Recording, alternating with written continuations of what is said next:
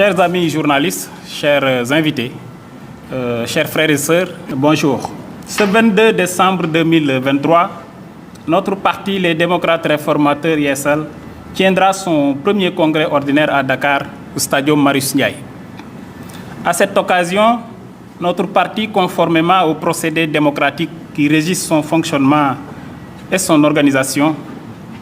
organisera les renouvellements des instances jeunes et femmes, adoptera les textes du parti, élira son président, investira le candidat Amadou Ba et rendra un vibrant hommage au président Macky Sall pour service rendu à la nation. Ce congrès, qui se tient dans un contexte préélectoral, à 3 mois de l'élection présidentielle de notre pays, dans une situation nationale et sous-régionale marquée par des enjeux politiques, économiques et sécuritaires et d'une importance capitale, et aura la lourde responsabilité, à travers ses congressistes, de désigner les hommes et les femmes qui devraient conduire la marche de notre grande formation politique pour le prochain quinquennat. Pour rappel, notre parti a été créé dans un contexte de lutte et de refus pour plus de démocratie interne dans les partis politiques le 7 mai 2016 par le leader politique Modou Diagne Fada, accompagné de grands responsables libéraux, membres du comité directeur du PDS, avec comme ambition d'opérer des réformes dans les textes du dit parti et son programme fondamental. C'est pourquoi dans son organisation et son fonctionnement, le LDR-ISL se veut démocratique et compte offrir un bel exemple à ses militants. Depuis lors, le LDR-ISL fait son petit bonhomme de chemin. Malgré son jeune âge, 7 ans, c'est un grand parti de par ses membres fondateurs, mais également des responsables qui l'intègrent au quotidien. Dans notre marche vers l'objectif premier de notre parti, qui est la conquête et l'exercice démocratique du pouvoir, le LDR-ISL est en train de poser des jalons importants, comme en atteste sa participation dans les différentes joutes électorales, sa gestion dans les affaires publiques et sa promotion des valeurs libérales et démocratiques. Aujourd'hui, nous avons claire conscience du chemin parcouru. Notre parti, après 7 ans d'existence marqués par des moments d'une grande intensité politique, s'apprête à vivre son premier congrès ordinaire. Nous demeurons plus que jamais déterminés, avec toutes les réformatrices et tous les réformateurs, à continuer le combat pour qu'ensemble nous puissions réaliser l'objectif premier de notre parti, c'est-à-dire la conquête et l'exercice démocratique du pouvoir. À travers ce congrès, notre parti veut se conformer aux lois et règlements qui régissent le fonctionnement des partis politiques au Sénégal, mais également mettre nos militants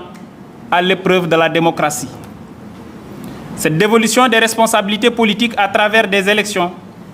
contribue à la promotion des valeurs démocratiques et replace les instances des partis politiques ainsi que les militants qui les animent au cœur des processus de prise de décision. C'est une occasion pour le LDR-ISL de promouvoir la démocratie interne et d'offrir un bel exemple aux jeunesses politiques en quête de formation. Conformément aux dispositions statutaires de notre parti, ce congrès traduit notre attachement solennel aux valeurs libérales démocratiques, au respect des libertés individuelles et collectives, à la consolidation d'un état de droit et à l'égal accès de tous les citoyens à l'exercice du pouvoir à tous les niveaux. Au sortir de ce congrès, l'intention du LDR-ISL pour le prochain quinquennat est d'imprimer une cadence nouvelle à la marche des libéraux réformateurs que nous sommes, et pour cela nous mettrons toute notre énergie, tous nos efforts pour le rayonnement de la vision réformatrice au service d'un avenir radieux pour notre patrie. Le LDR-ISL, fidèle aux principes démocratiques et aux valeurs libérales, a consacré dans ses textes la haute autorité, qui est un organe mis en place par le bureau politique et caractérisé par la neutralité des membres qui la composent. Elle est chargée d'organiser l'élection du président du parti, les scrutins pour la dévolution des responsabilités politiques dans le parti et veille à leur régularité, leur transparence et examine les réclamations. Comme indiqué ci-dessus, cette rencontre de l'organe suprême du parti permettra aux congressistes de procéder à l'adoption des textes du parti en tenant compte des amendements des congressistes, à l'élection du président du parti où nous avons enregistré la candidature du président Mamadou Diagne Fada, candidat à sa propre succession, les dépôts se poursuivront jusqu'au mercredi, 3 jours avant le congrès. À l'élection de la présidente des femmes réformatrices, où la commission de supervision a enregistré 3 dossiers de candidature, à savoir notre sœur Awadja, qui est la présidente des femmes du département de Goudomp et première vice-présidente de la Fédération des femmes réformatrices. Il y a également la candidature de notre sœur Sohra Sall, présidente des femmes du département de Pikine et deuxième vice-présidente de la Fédération des femmes réformatrices. Et notre sœur Ndeye Ndambao Faye, présidente des femmes du département de Guédiawaye, est chargée de l'organisation dans la Fédération des femmes réformatrices. À l'élection du président de la Fédération des jeunesses réformatrices, FJR, la commission a enregistré 5 candidatures, à savoir notre frère Babacar Faye, président de la section communale de Gandiaye dans la Fédération départementale de Kaolack et vice-président chargé des structures internes de la Fédération des jeunesses réformatrices. La candidature de notre frère Doudou Diouf, président de la section communale de Thiadiaye dans la Fédération départementale de Mbour, vice-président chargé des étudiants dans la Fédération des jeunesses réformatrices et coordonnateur des élèves et étudiants réformateurs de Dakar.